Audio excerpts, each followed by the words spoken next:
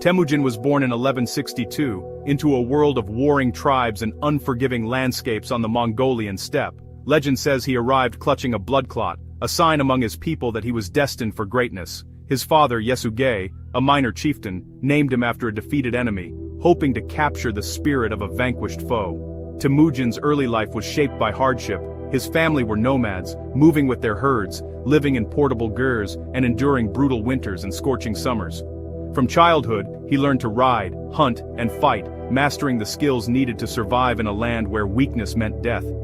The prophecy of his birth was a distant hope, overshadowed by the daily struggle for survival. Yet, the harshness of the steppe forged in him a resilience that would become the foundation of his legend.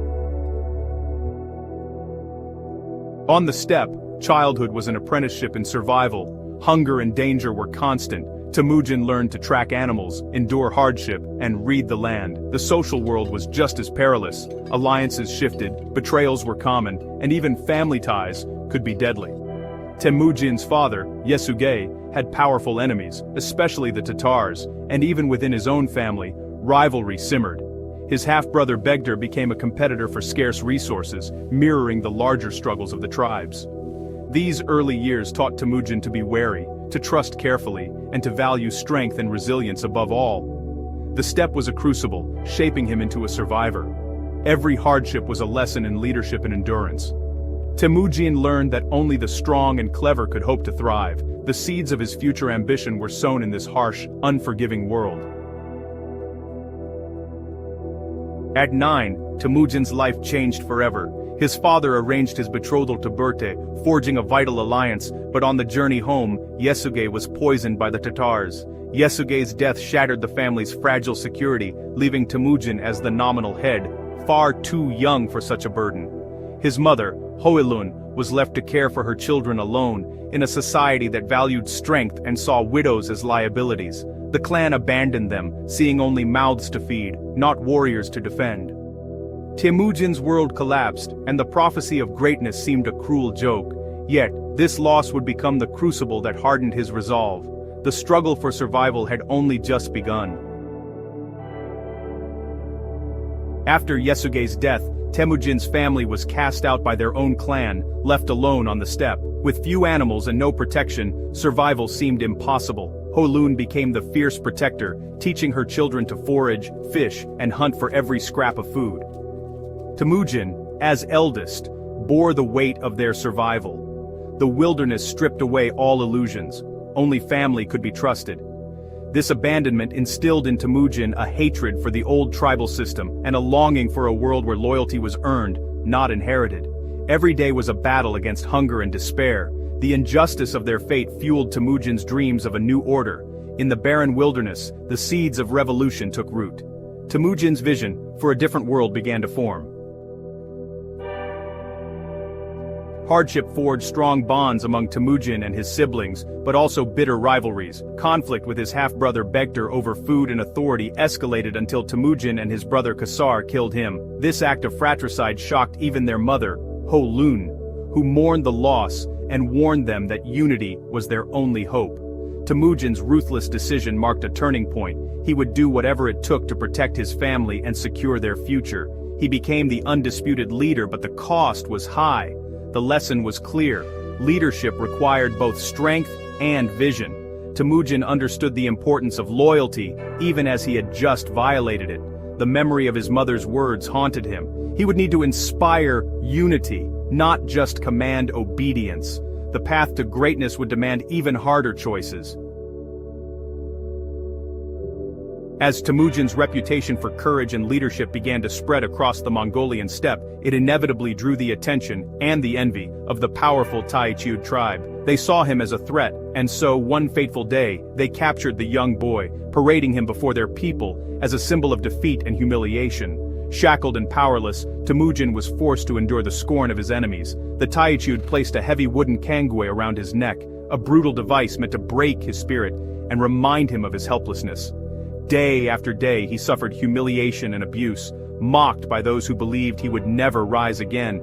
Yet, even in the darkest moments, Temujin's spirit remained unbroken. He refused to let despair take root in his heart. Instead, he watched his captors closely, studying their routines, their habits, and their weaknesses. Every insult, every blow, became a lesson. He waited patiently, biding his time, knowing that even the smallest opportunity could mean freedom. During a festival, when the camp was distracted by celebration, Temujin seized his chance. He slipped away under the cover of darkness, hiding in the cold waters of a river, his breath shallow as search parties combed the banks. Hours passed, but he remained hidden, determined to survive. Exhausted and alone, Temujin was discovered by Sorgan Shira, a man from the very tribe that had imprisoned him. But instead of turning him in, Sorgan Shira showed unexpected compassion. He hid Temujin in a wool cart, risking his own safety to help the fugitive boy escape. This act of kindness left a deep and lasting impression on Temujin. He realized that even among enemies, there could be loyalty, mercy, and unexpected friendship. It was a lesson he would never forget. When he finally returned to his family, Temujin was changed. He was more determined than ever to protect those he loved and to never again be at the mercy of others. The ordeal had taught him patience, the importance of careful observation, and the value of unexpected allies. He learned that survival was not just about strength but about resilience and wisdom.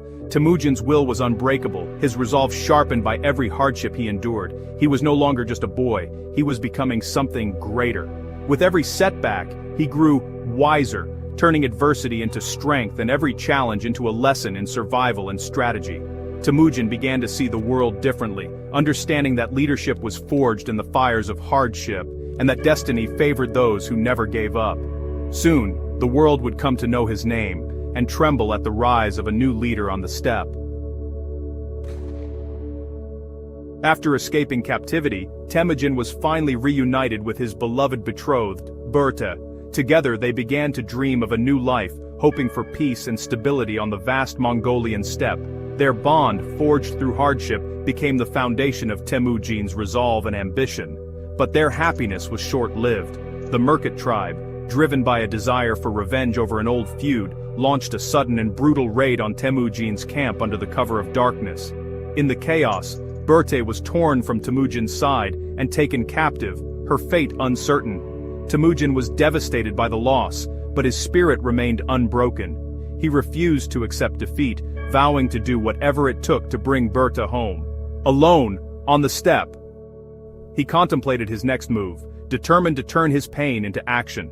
Realizing he could not succeed alone, Temujin sought out powerful allies. He appealed to Togrul Khan, his father's sworn blood brother, and to his childhood friend Jamuka, both respected leaders with their own loyal followers. Their support would be crucial for any hope of success. With their backing, Temujin gathered a formidable force. Warriors from different clans answered his call, united by a common cause. Together, they prepared for a daring rescue, knowing the risks, but driven by loyalty and honor.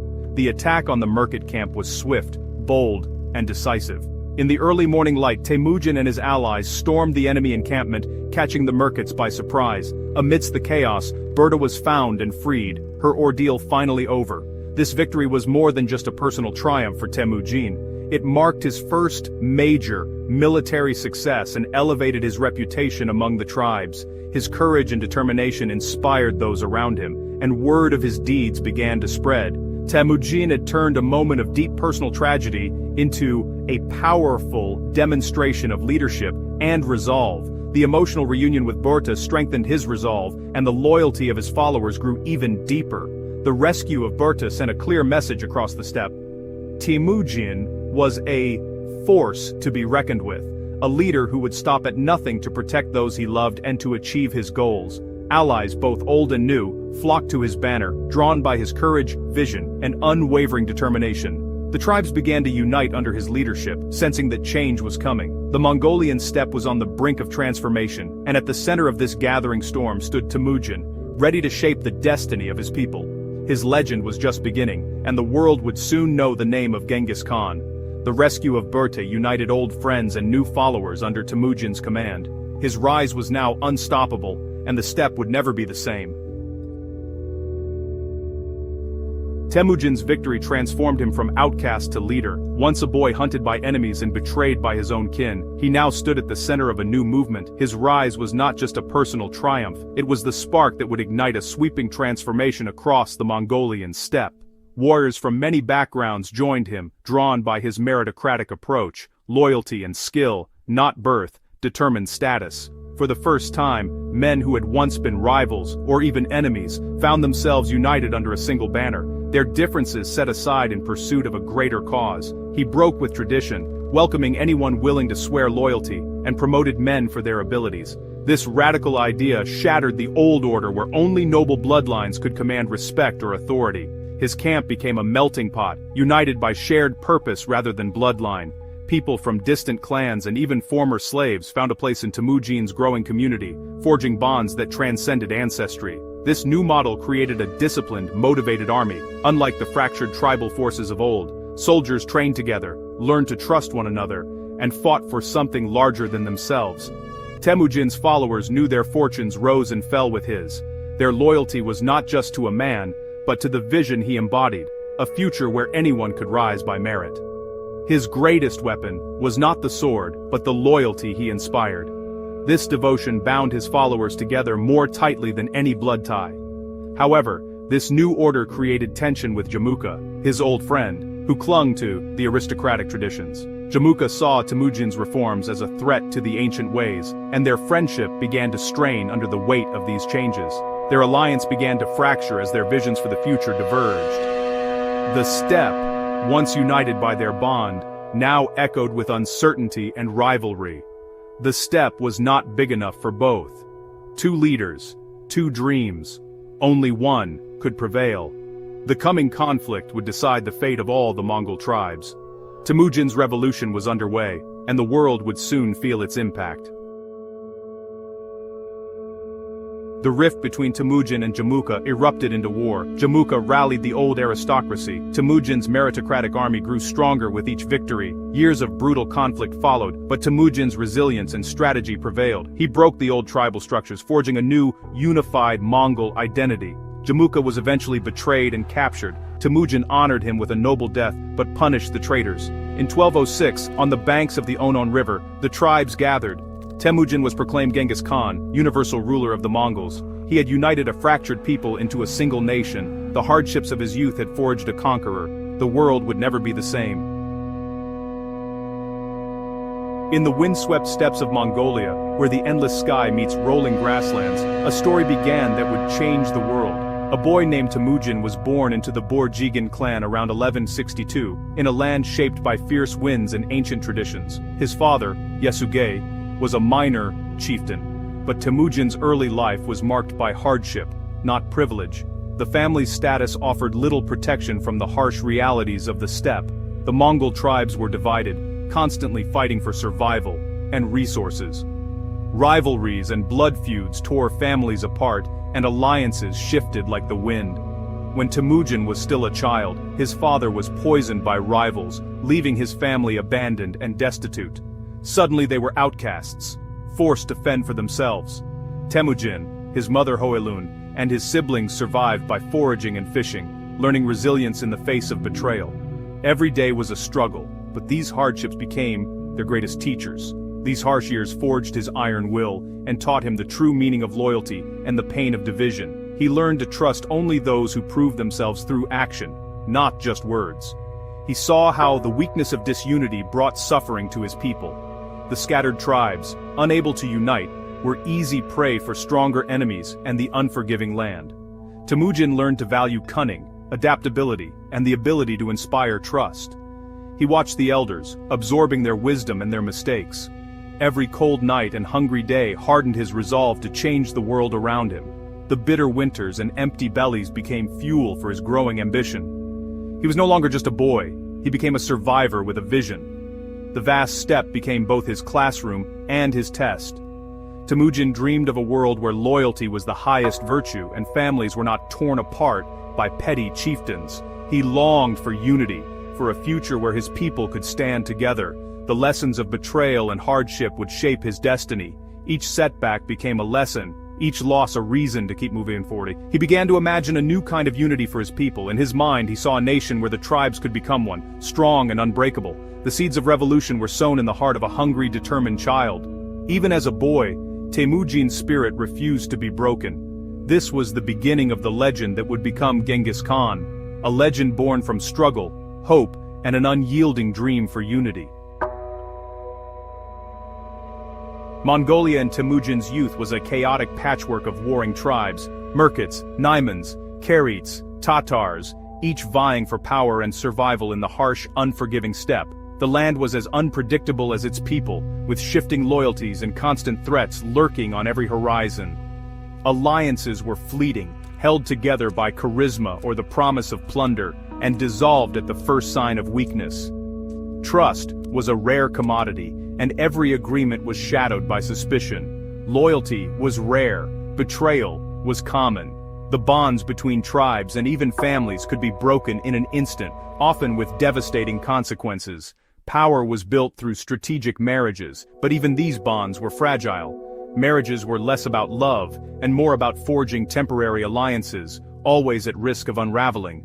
Temujin's own betrothal to Borte was part of this system, but he saw its flaws.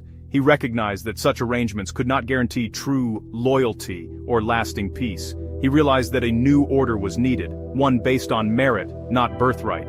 Temujin began to dream of a society where ability and loyalty mattered more than noble blood. After escaping captivity and rebuilding his following, Temujin rejected the old ways. He refused to be bound by the traditions that had kept his people divided and weak. He promoted skilled warriors regardless of lineage, challenging the aristocratic system. This radical approach inspired loyalty among those who had long been overlooked. The endless cycle of raids and revenge only weakened the Mongol people, leaving families shattered and entire clans vulnerable to their enemies.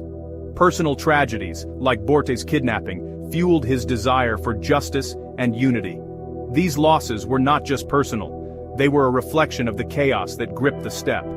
Temujin saw that only by ending the infighting could his people reach their true potential.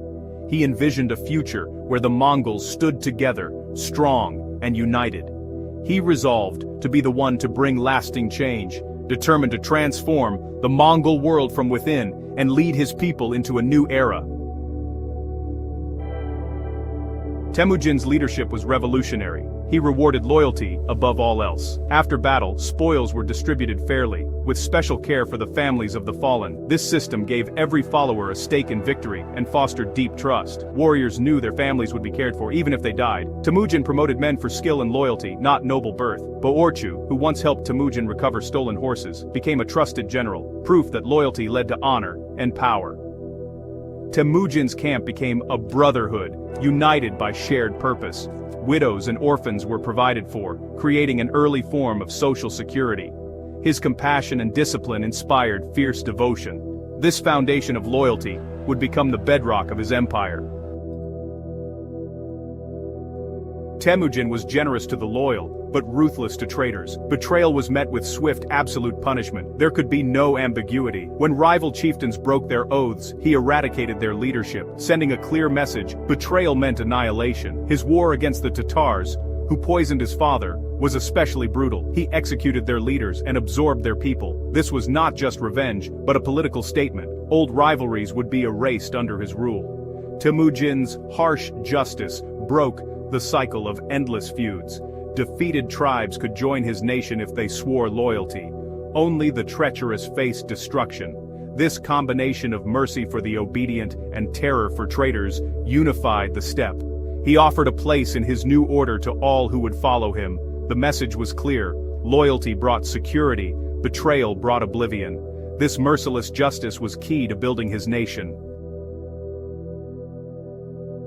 Stories of Temujin's fairness and vision spread across the steppes. Warriors from many tribes left their old leaders to join him, drawn by the promise of merit and dignity. Temujin welcomed these men, organizing them into military units that mixed tribes, breaking old loyalties, and forging new ones. Allegiance shifted from clan to comrades and, ultimately, to Temujin himself. His army became a disciplined, unstoppable force. With each victory, more warriors joined, and defeated enemies were absorbed into his ranks. The decimal system of organization created unity and efficiency. Old tribal divisions faded as a new national identity took shape. Temujin defeated rivals one by one, including former allies who betrayed him. The scattered tribes were reforged into a single mighty weapon. His growing force was not just an army, it was the birth of a nation. The Mongol people were becoming one under Temujin's banner. Temujin's ambition was to unite all the people of the steppes into a single nation. He saw that endless feuds and chaos wasted Mongol strength. His vision promised stability, security, and an end to the fear of raids and kidnappings. Temujin led by example, enforcing law, rewarding merit, and promoting justice. He began to create a written code, the Yasa, establishing rules against theft, betrayal, and injustice. The Yasa applied to everyone, moving the Mongols from arbitrary rule to consistent law. Temujin's vision was also spiritual. He believed he was chosen by the eternal blue sky to unite his people. This sense of divine mission inspired his followers. He was seen not just as a leader, but as the chosen instrument of heaven. His reforms and beliefs gave the Mongols a new sense of purpose. The dream was not just conquest, but nation-building. Temujin's vision transformed the Mongol world. By 1206, Temujin had achieved what many thought impossible. He had united all the Mongol tribes through a combination of relentless conquest, strategic alliances, and an inspiring vision for the future. His leadership transformed scattered, often warring clans, into a single, formidable force. To formalize this unprecedented achievement, he summoned a great Kurultai, a grand council, on the banks of the sacred Onon River, a place deeply significant to the Mongol people.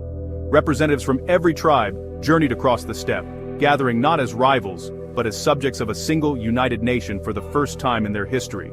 A vast city of Gers sprang up overnight, and a white banner was raised high, symbolizing the unity and shared destiny of the Mongol people. The atmosphere was electric, filled with awe, pride, and celebration, as old enemies became brothers under a new banner. At the heart of the assembly, the leading shaman performed sacred rituals and declared Temujin divinely appointed, chosen by the eternal blue sky. With the consent of the heavens and the people, Temujin was bestowed a new name and title, Genghis Khan, meaning universal ruler. The Kurultai was more than a coronation, it was the founding moment of the Mongol nation, a new power destined to reshape the world. Temujin immediately set about organizing his new state, government, and army, assigning crucial roles to his most loyal companions and trusted generals. The Yasa, a new code of law, was proclaimed as the supreme law of the land, binding all under a single set of rules.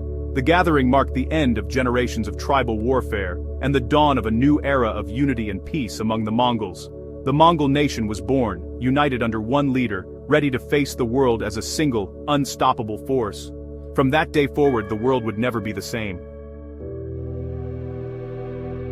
At the Kurultai, Temujin was given the title Genghis Khan, commonly understood as universal ruler. The name signified power as vast as the ocean, far beyond any tribal Khan. Genghis Khan was now the sovereign of the entire Mongol nation, not just a clan leader. The title marked a transformation. Old tribal names were replaced by a single unifying identity. By accepting this title, he embraced a divine mandate to extend his rule beyond the steppes. Genghis Khan became the Khan of Khans, the undisputed center of Mongol power. This supreme status was essential for unity and stability. He embodied the nation, becoming its living symbol and founding myth. The story of his rise inspired deep devotion and loyalty. The title promised order and glory to followers and threatened the world with Mongol might. The boy Temujin was gone. Genghis Khan, the world conqueror, had arrived. A new era had begun. The declaration of Genghis Khan in 1206 was the turning point for the Mongol people. It ended centuries of internal conflict and unleashed a united force on the world. Genghis Khan's army was disciplined, loyal, and led by merit. His generals were masters of strategy, his cavalry unmatched. The Mongols were now ready to move beyond the steppes. The era of conquest began. Neighboring empires like Sisya and the Jin dynasty soon felt their power. These were not mere raids, but systematic wars of unification. The Mongol force became the fist of a single, determined will. Genghis Khan's innovations, meritocracy, unified law, absolute loyalty, were the keys to his success. The moment he became Genghis Khan, a regional power became a global one. The Mongol Empire would connect east and west, shaping the world in ways no one could have imagined. In the late 12th century, Mongolia was a land of warring tribes, where shifting alliances and bitter rivalries shaped daily life. Into this chaos, Temujin was born, destined to change the fate of his people. His father, a minor chieftain, was poisoned by enemies and his family was abandoned by their own clan, forcing Temujin, still a boy, to survive in the unforgiving wilderness. These early hardships forged his resilience, teaching him the value of loyalty, resourcefulness, and the importance of forging strong alliances to survive. Temujin's rise was slow and hard-fought. He built a loyal following through his charisma, keen military skill, and unwavering sense of justice. He allied with powerful leaders like Togrul, the Karat chief, and Jamuka, his blood brother and childhood friend. But Temujin's vision was even bigger. He dreamed of uniting all the Mongol tribes under a single law and a single banner. This dream led to both powerful alliances and bitter betrayals, especially with Jamuka, whose rivalry and ambition split the tribes and ignited civil war. Temujin's revolutionary, merit-based approach attracted not just nobles, but also common warriors, challenging the old aristocratic order and giving hope to the overlooked. In 1206, after years of struggle and after defeating his rivals, a great council of chieftains declared him Genghis Khan, universal ruler of the Mongols. With Mongolia finally united under his command, Genghis Khan set his sights on conquest beyond the steppe, determined to expand his vision. He believed he had a divine mandate, a sacred duty, to bring all peoples and nations under his rule, forging a new destiny for the world. For Genghis Khan, conquest was about more than just wealth or land. It was about creating a new world order, one built on his vision of unity and strength. The outcast boy, once left to fend for himself on the steppe, was now poised to reshape the destiny of Asia and the world. Genghis Khan's army was revolutionary, built on discipline, organization, and strategy, not just numbers. He broke up old clan loyalties, organizing soldiers into decimal units, tens, hundreds, thousands, and tens of thousands. This system forged loyalty to the Khan and enforced strict discipline. If one man fled, his whole unit paid the price. Advancement was based on skill and loyalty, not birth, allowing even shepherds to become generals. This meritocracy unleashed talent and ensured effective leadership. Generals like Jabi and Subutai from humble origins led Mongol armies to legendary victories. The Mongols also built a sophisticated relay system, the Yam, for rapid communication across the empire. Messages could travel hundreds of miles a day, keeping the Khan informed and his armies coordinated. This network was the nervous system of the Mongol war machine. The result, an army that was cohesive, adaptable, and always a step ahead of its enemies. The Mongol army's defining trait was speed. Every soldier was a master horseman, traveling with multiple mounts to cover vast distances quickly. Their mobility allowed them to outmaneuver and encircle larger armies, striking where least expected. On the battlefield, Mongol light cavalry used powerful bows and the devastating feigned retreat, luring enemies into traps. Surprise and psychological warfare were their trademarks. Cities often had no warning before the Mongols appeared. Scouts gathered intelligence far ahead, ensuring the main force could strike unseen. The Mongols adapted quickly, capturing engineers to build siege engines for attacking fortified cities. They became masters of both open field and siege warfare. This combination of speed, adaptability, and terror made them nearly unstoppable. The Mongols were a storm, swift, unpredictable, and deadly. Genghis Khan wielded terror as a weapon, offering cities a stark choice: surrender and survive, or resist and face utter annihilation. His reputation for ruthless efficiency spread quickly, and word of his approach alone was often enough to send entire populations into panic. Those who submitted to Mongol rule paid tribute, sometimes in gold, livestock, or even skilled artisans, and were often spared from destruction. But for those who dared to resist, the consequences were catastrophic: total destruction of their homes, families, and way of life. Massacres were not random acts of violence, but deliberate strategies. Survivors were allowed to escape, carrying with them chilling stories of Mongol brutality, which spread like wildfire across the land. Gruesome displays, such as pyramids of skulls stacked high outside city gates, served as grim warnings to others. These macabre monuments were meant to haunt the memories of all who saw them. This psychological warfare shattered the morale of entire regions, making resistance seem not only dangerous, but utterly futile. The Mongols understood that fear could be as powerful as any weapon. The Mongols' reputation for invisibility often caused armies to abandon their posts and flee before a single arrow was fired, leaving cities defenseless. Yet they balanced terror with a sense of divine mission, presenting themselves as agents of the eternal blue sky. This spiritual justification gave their conquests a higher purpose. To resist the Mongols was to defy heaven itself, adding a sense of inevitability and destiny to their relentless advance. Many believed their victories were preordained. This ideology gave the Mongols unshakable confidence and a powerful narrative that united their warriors and justified their actions. For the conquered, it created a sense of fatalism. This was not just an army, but a force of nature, unstoppable and ordained by the heavens. The combination of calculated terror and divine purpose made the Mongol advance seem truly unstoppable, overwhelming both the body and the spirit of their enemies. Genghis Khan's psychological tactics won as many battles as his armies did, shaping the course of history through fear, awe, and relentless strategy. Fear and awe traveled ahead of the Mongol horde, conquering minds and hearts long before their armies reached the city walls.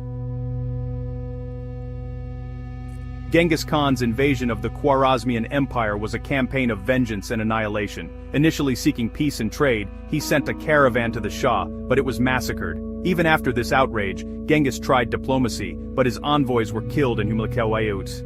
Enraged, he unleashed the full might of the Mongol army in 1219. Using multi-pronged attacks and daring maneuvers, the Mongols shattered the Khwarezmian defenses. Genghis himself led a force across the Kizil-Kum desert, appearing deep behind enemy lines. City after city fell: Otrar, Bukhara, Samarkand, each destroyed as a warning. The Shah was hunted to his death, his empire obliterated. The Mongols' fury was legendary. Libraries burned, populations massacred, cultures erased. This campaign demonstrated Mongol military genius and the terrible price of defiance. The world took notice. Resisting the Khan meant utter destruction. Before turning his attention westward, Genghis Khan set his sights on the Western Xia and the powerful Jin dynasty, both located in northern China and crucial to his ambitions. The Tanguts of Western Xia controlled vital Silk Road routes. Conquering them was essential for Mongol expansion and access to wealth. Early Mongol sieges struggled against well-defended cities, but the Mongols adapted rapidly, learning new siege tactics and devastating the countryside to weaken resistance.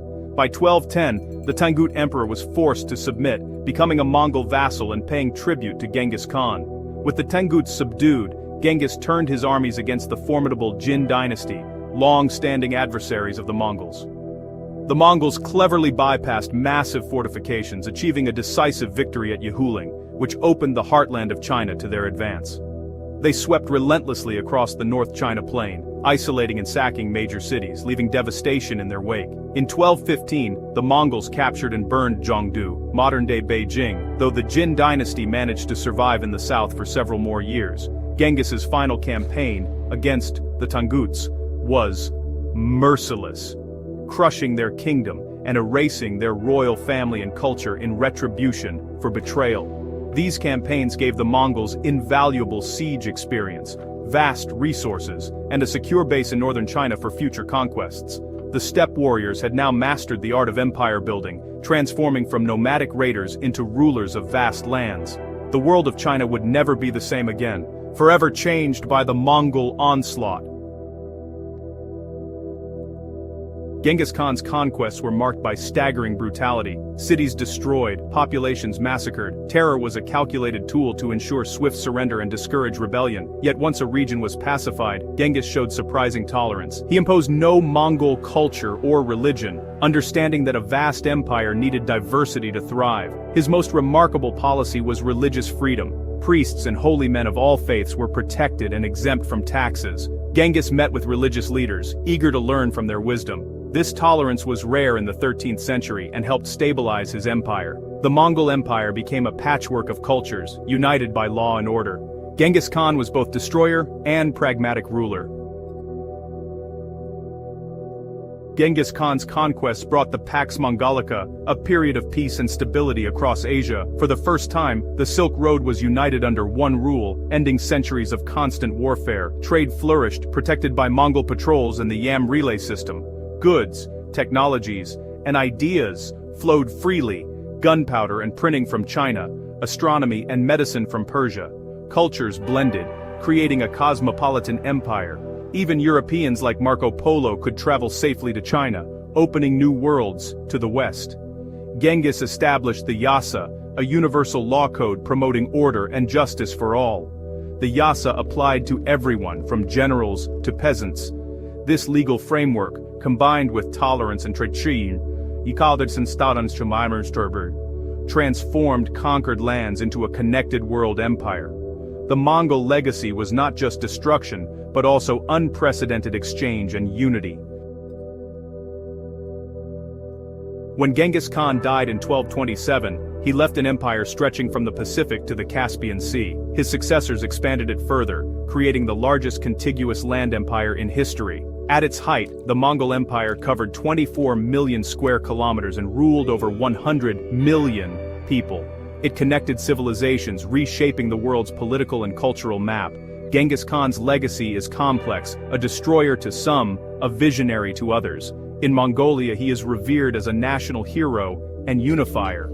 For all its violence, the empire brought communication, trade, and cultural exchange that shaped the modern world. Genghis Khan was both a brutal conqueror and a brilliant statesman. His impact still echoes today. The year was 1226. Genghis Khan, now in his 60s, felt the weight of age and legacy.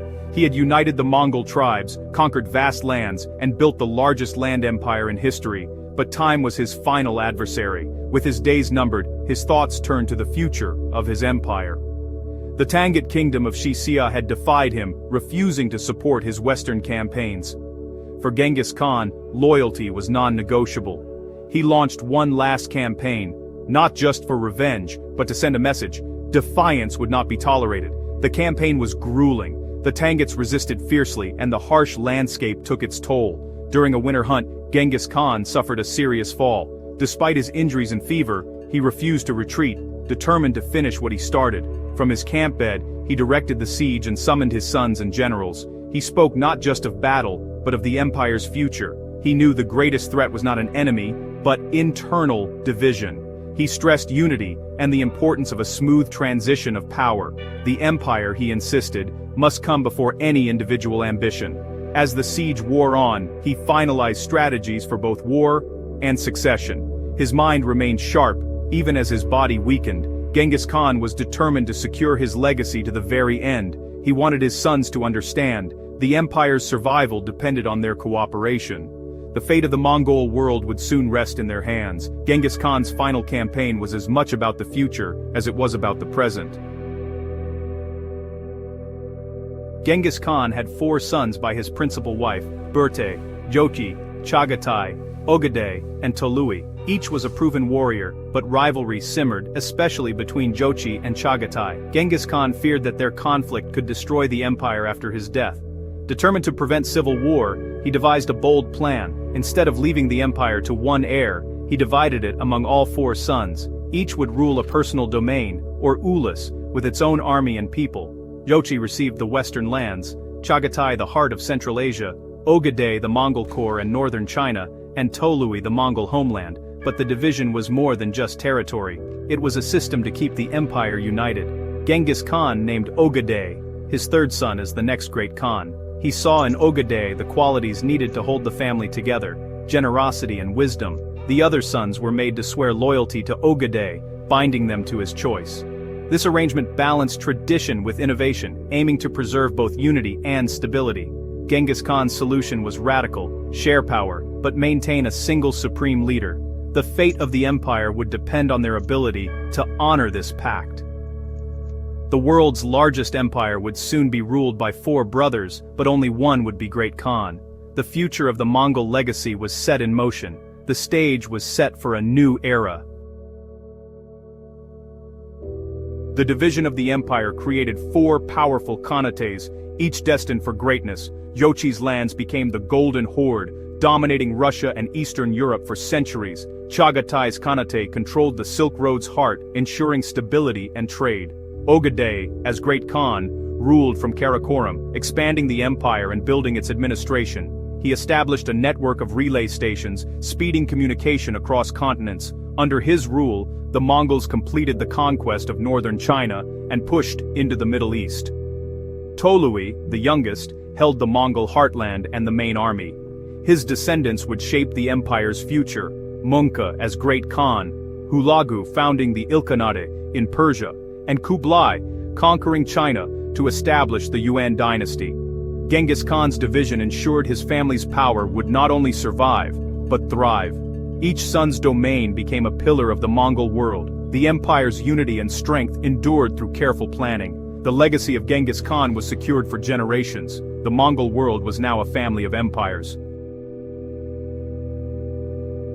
In late 1227, as the Tangut capital fell, Genghis Khan died. The cause remains a mystery: injury, illness, or legend. His death was kept secret until the campaign ended and succession was secure. His body was returned to Mongolia in utmost secrecy. Legend says his funeral escort killed all witnesses to protect the burial site. Genghis Khan wished for a simple, unmarked grave near Burkhan Khaldun. Soldiers disguised the site, perhaps even diverting a river over it. To this day, his tomb remains undiscovered. The secrecy was strategic, preventing enemies from exploiting his death or desecrating his grave. In death, he became a mythic figure, vanishing into legend. His spirit, it was said, watched over the Mongols from the eternal blue sky. Genghis Khan's final act was to become the eternal ancestor of his people. The death of a founder often spells doom for empires, but not for the Mongols. Genghis Khan's system was built to outlast him. His sons, bound by oath and ambition, pressed on. The Mongol war machine surged forward, conquering more than ever before. Ogaday finished the conquest of China's Jin dynasty. Batu swept through Russia and into Europe. Hulagu destroyed Baghdad, ending the Abbasid Caliphate. The empire's continued success was rooted in Genghis Khan's foundations: discipline, law, and meritocracy.